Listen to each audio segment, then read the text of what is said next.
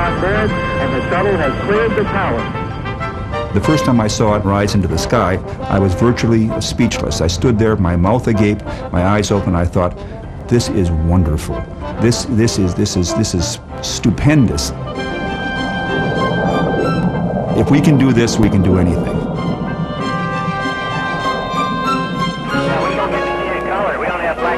The world could now watch as the shuttle launched communication satellites into orbit. There were already many there. And with every new satellite, the world grew smaller. The remotest place was now just a phone call away. We had actually figured this out and built something that allowed us to manipulate the trillion-dollar phone system around the world. We'd go to a payphone and we'd take a cable to White Plains, a satellite to Europe. We'd go over to the Turkey satellite station, take a satellite back to Texas, and we'd actually loop around the world 3 or 4 times and call the payphone next door. And so you could shout into the phone, and about 40 seconds later, you'd hear it on the other phone. And it was patently illegal, by the way. We were lucky we didn't get caught. Stephen Jobs and Stephen Wozniak would bring computer technology into the 1980s, such a far cry from the 50s and 60s. The computers at that time were as big as this room we're in right now, if not bigger. They were custom made. You could not just go out and buy a computer. They were enormous instruments, enormously expensive. Developed by the military but also put to use by the bureaucracy, computers, some Americans worried, could be used by the government to monitor or even control the lives of its citizens. Just like Big Brother in George Orwell's most famous novel. It was in 1948 when Orwell wrote 1984. But he was overly gloomy about the resilience of democracy. Wozniak and Jobs and their fans had a dream: make computers available to all Americans. There was going to be a computer in every home, and it was going to change the world. We talked about how people were going to be empowered. I listened to people who were excited about the revolution. We talked about it as being a revolution. And there were a lot of people like me who somehow wanted their own computer that they owned. When cheap microchips became available, Wozniak and Jobs decided to build the computer that everybody was looking for. We were forced to start this company. We didn't really want to, but everybody wanted these computers. We worked in my parents' garage and eventually kind of took over their whole house. It was kind of funny. Their first efforts were Apple I and the popular Apple II, launched in 1977. They made the computer affordable. But it was the 1984 Macintosh with its mouse and user-friendly graphics that truly liberated the computer.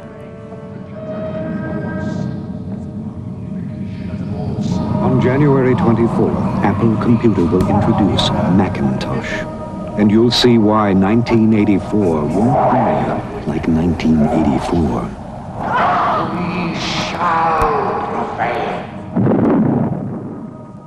The explosion of personal computers onto the market seemed to liberate technology. For one thing, ordinary citizens began to dream of going into space themselves. I think most people had come to believe that spaceflight was absolutely safe. Pretty soon, civilians of all sorts will take these flights to begin this bus service, which was the shuttle. The first civilian chosen was a teacher, Krista McAuliffe. Oh, that's great, I love it! The New Hampshire mother of 2 small children joined the crew of the 25th shuttle mission.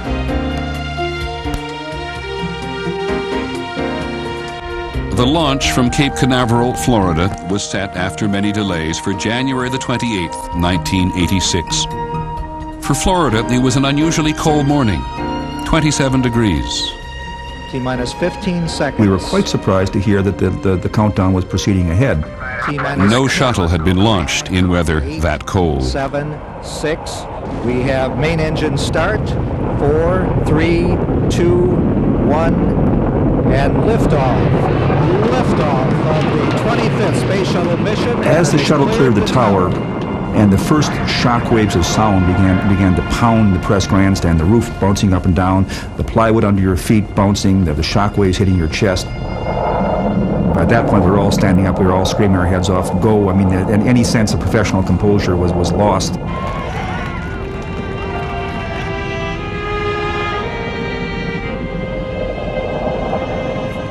My husband and I were just stepping off an escalator in a department store in the TV department.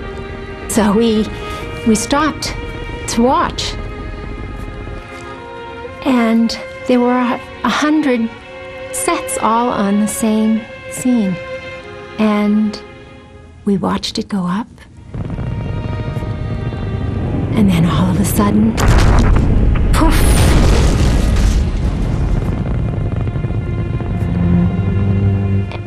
And we just couldn't believe it.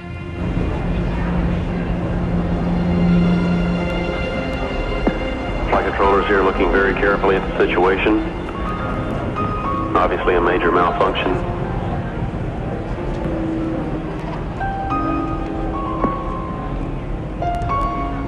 I felt a sense of utter cold doom virtually flow over me. That massive, huge 2,000-ton vehicle had been shredded into tiny little pieces, almost like confetti. It was caused not by high-tech computer failure, but by the simplest gasket which had contracted in the cold. Just for those lives to be gone in a flash, just gone, it's unbelievable.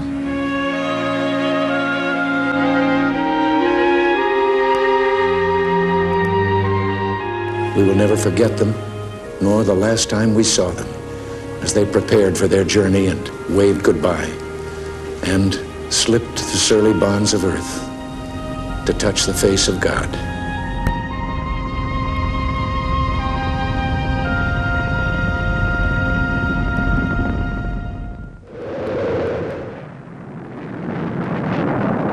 The 1980s was a decade of pushing boundaries.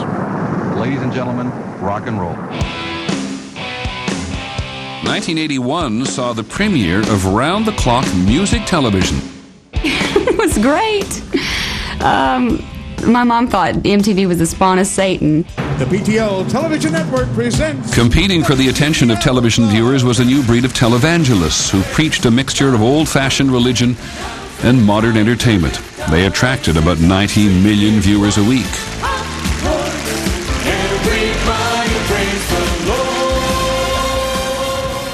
And I thought they were unique. Set 5. The evangelists on TV. Speaking on the subject. It was all over television. The true Pentecostal message is Jim Swaggart and when you give Baker, your $1,000 gift, you receive. It was really unique, you know. A Jesus theme park. Wow. You know. I mean, of course, I didn't buy into it, but that was the mood of the country. That was the mood, the way things were going. In the early 1980s, the world had its first warnings about AIDS. In June of 1981, we heard the first report of a new and peculiar disease. We called it slim disease for a while, and we called it other things for a while. We did not really have the understanding in 1981 of what we were up against. And suddenly you would hear, so-and-so is sick. How is so-and-so? And people you knew got it. People were getting sick and dying. Acquired immune deficiency syndrome. AIDS affected mainly gay men at first, and by 1983, it had killed 2,000 people. Literally, people were dropping like flies.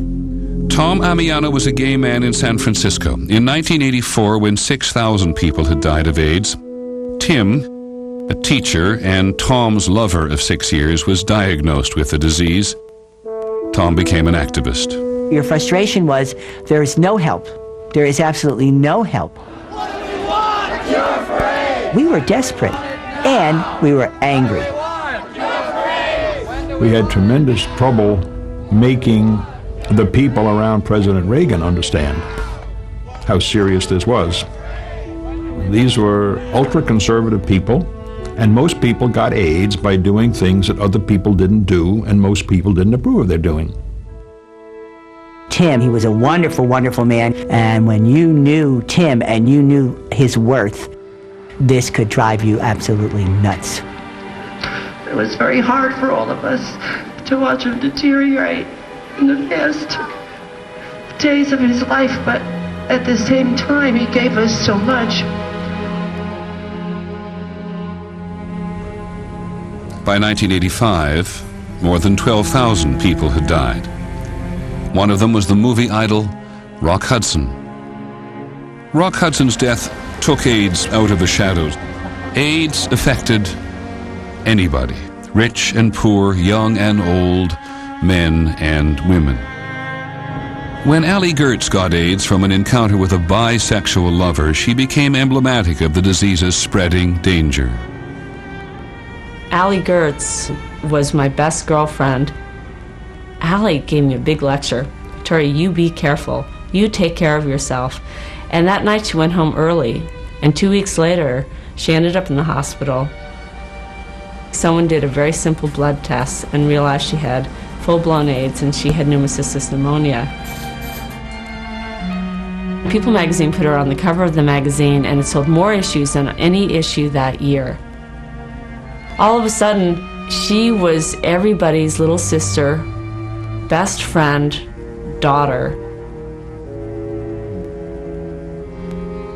She wasn't a drug user, she wasn't promiscuous. It didn't matter who you were. All it meant was that you could fall in love with someone, and that was the fatal mistake. Giles Booger, Stephen Clover, Anthony Martin Gianni. In 1987, people who had died of AIDS got their memorial.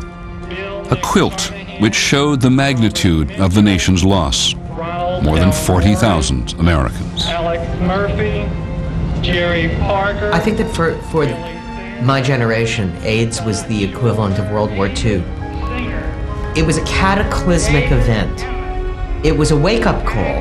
We had pushed the boundaries of behavior so far.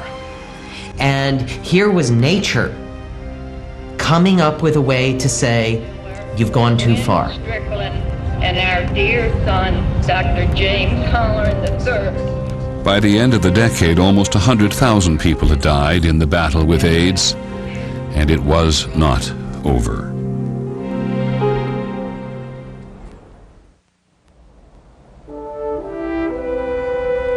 You were here to liberate, not to conquer. And so you and those others did not doubt your cause. On June the 6th, 1984, President Reagan and some of the D-Day veterans commemorated those who died for freedom on the beaches of Normandy. You all knew that some things are worth dying for. One's country is worth dying for, and democracy is worth dying for because it's the most... President Reagan saw the struggle with the Soviet Union in the clear-cut terms of World War II. Good versus evil.